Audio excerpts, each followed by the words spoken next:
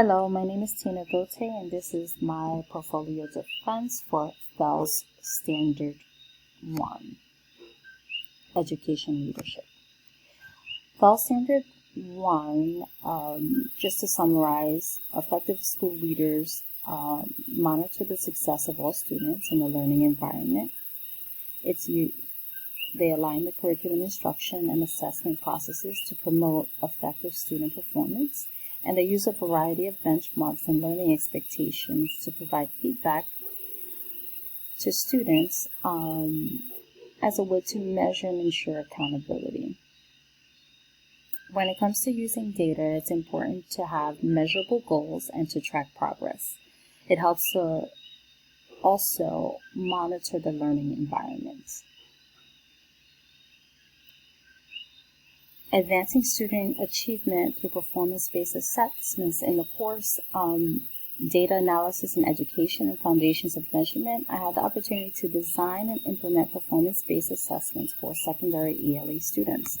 And the results are over here where the 7th, 8th, and 9th graders, so secondary students, outperformed on the previous years on their summative assessments. So the focus was to improve proficiency in reading, writing, listening, and speaking.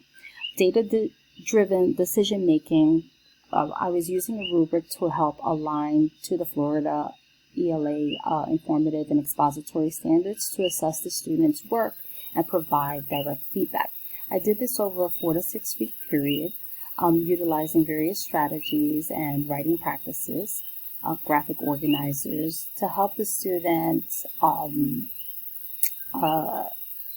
excel or reteach in areas that are needed. So I use the data within the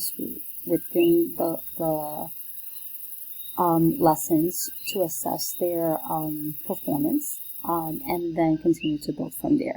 This allowed me to adapt instruction and share the data with them and to support targeted intervention. As a result, there was measurable growth in the rubrics, and they helped to also give clarity and expectations. It empowered the students to reflect on their own progress, and in that process, they continue to improve.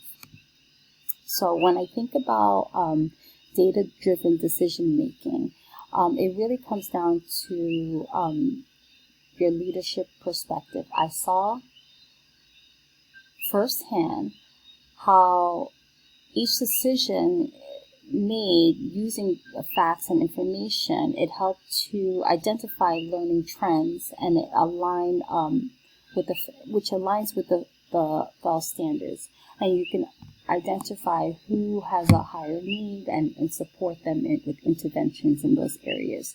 When I think about the specific students in my class, we have here in 7th grade, 24 out of 26 students took the summative assessment, where 67% met or exceeded expectations.